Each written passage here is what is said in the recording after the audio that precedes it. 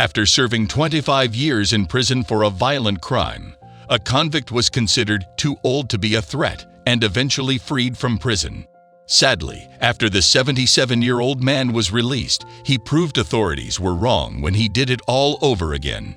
Albert Flick was sentenced to 25 years in prison in 1979 after stabbing his wife, Sandra, 14 times in front of her daughter from a previous marriage. He was released in 2004, but went back to jail in 2010 for assaulting another woman with a knife, stabbing her multiple times, NBC reported. Then, in 2014, he was released yet again after a judge decided Flick would be too old to be a threat, even though he had previously murdered his wife and victimized another woman, according to Daily Mail.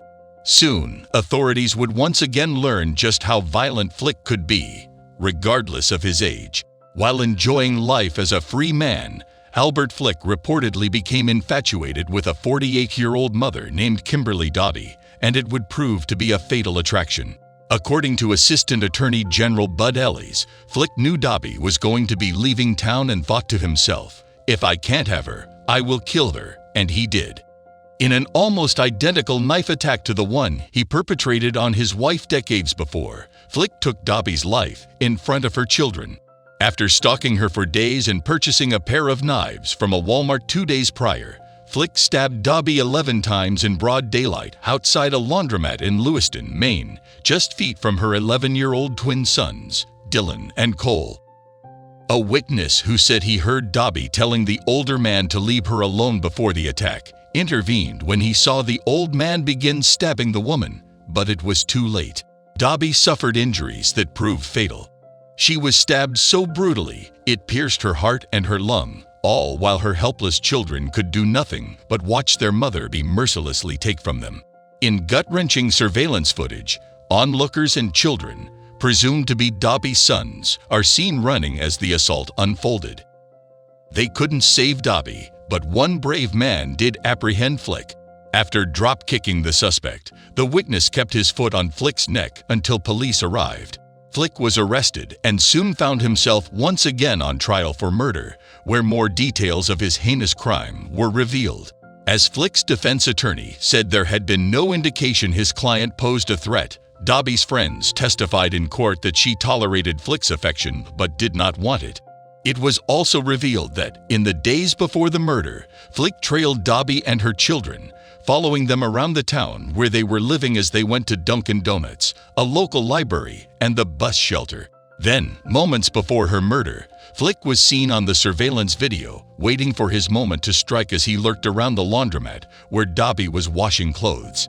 Once the sidewalk was clear of pedestrians, Albert Flick attacked Kimberly Dobbie as she sat on a step outside the building, talking on her cell phone.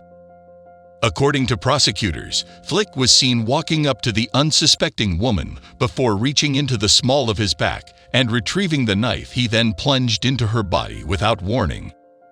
Although the jury was not told about Flick's previous crimes, it didn't take them long to deliver a verdict since the attack was not only witnessed but also caught on the laundromat's surveillance cameras.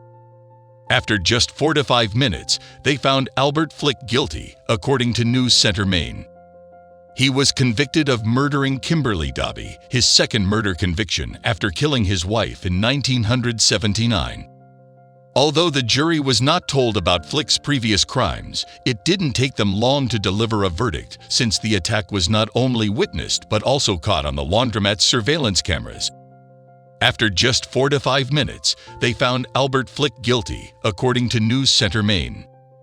He was convicted of murdering Kimberly Dobbie, his second murder conviction after killing his wife in 1979. The daughter of the wife he murdered, who watched him kill her mother, is now an adult, and she feels for Kimberly Dobbie's children. "The boys are the ones that are going to live with it," Helsie Clement said before suggesting what she felt was an appropriate punishment, not for Albert Flick but for the judge who released him from prison. "I think the judge should explain to them, tell them how come they had to watch their mother be slaughtered on the street," Clement said, referring to woman's sons. "There is no recovery from what they witnessed and the loss they are enduring.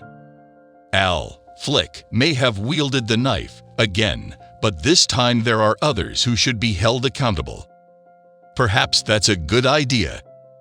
When the people who are tasked with upholding our law, delivering justice, and keeping innocent citizens safe fail so significantly, maybe they should be held accountable to those who are harmed by their decisions. That might just make some authority figures think twice before releasing a harmless criminal back onto our streets.